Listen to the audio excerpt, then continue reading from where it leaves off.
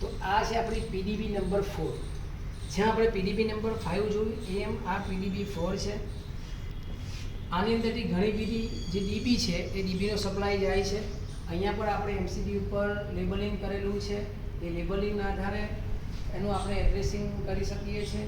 હા, ખાસ ધ્યાન રાખવાની વસ્તુ છે કે આની પર જે વસ્તુને લેબલિંગ કરેલું છે એનો કંઈ પણ મતલબ નીકળતો હોય છે. સમજી લો કે અહીંયા આગળ આપણે જો આઉટ ગોઈંગ અહીંયા લખેલું છે આઈસી, અહીંયા લખ્યું છે ઓજી.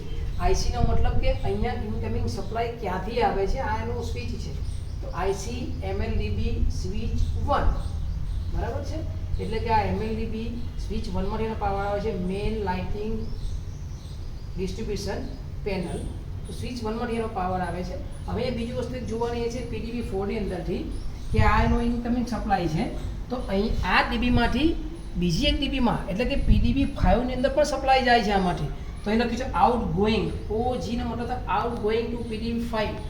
એટલે કે અહીંયા આનો મેઇન સપ્લાય ઇનકમિંગ આવે છે, અહીંયાથી આમાં ટેપિંગ કર્યું છે અને આમાંથી પીડીબી 5 માં પણ સપ્લાય જાય છે. આપણે આગળ વિડીયોમાં જો પીડીબી 5 આપણું ઓલ્ડ બિલ્ડિંગમાં ફર્સ્ટ ફ્લોર ઉપર તમે આગળથી સીડી ઉપર ચડો ત્યારે ડાબી બાજુ પીડીબી 5 છે. એટલે કે પીડીબી 5 ની અંદર સપ્લાય અહીંયાથી જાય છે. અહીંયાથી જો આપણે પાવર બંધ કરીશું તો પીડીબી 5 નો સપ્લાય બંધ થશે. અને જો આપણે આ પાવર બંધ કરીશું તો 4 અને 5 એ બંનેના પાવર બંધ થશે. એટલે કે ત્યાં જે મેઇન પેનલ લાગેલી છે એ પેનલની એક જ સ્વિચમાંથી બે જગ્યાએ સપ્લાય જાય છે. તો હવે આપણે એમએલડીબી SW1 માં આપણે ત્યાં જઈશું અને આ પીડીબી 4 નો પાવર ક્યાંથી છે એ આપણે લોકેશન જોઈશું.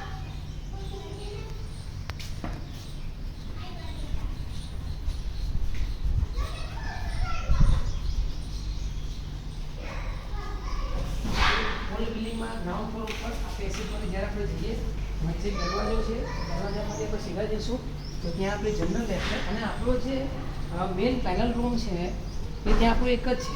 એટલે જેટલી પણ પીડીબી આપણી છે એ બધાનો સપ્લાય જે છે એ જનરલ રૂમની આપણી જે મેઇન પેનલ છે એમાંથી જ આવે છે.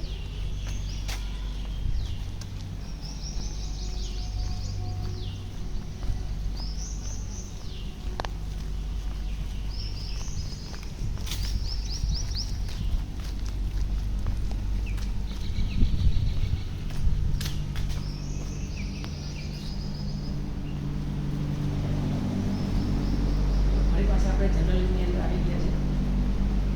કમ્પ્યુટર એન્ટર થઈ આપણે આ પાછળની લેબમાં થઈ અને આપણે ઇલેક્ટ્રિકલ પેનલ રૂમમાં જવાય છે.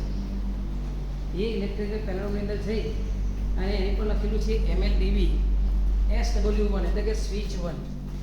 તો એ પીડીબી 4 નો સપ્લાય જે છે એ સ્વિચ 1. એટલે આ સ્વિચમાંથી બે પીડીબીમાં સપ્લાય જાય છે, પીડીબી 4 અને પીડીબી 5. અને આ છે આપણી એમએલડીબી.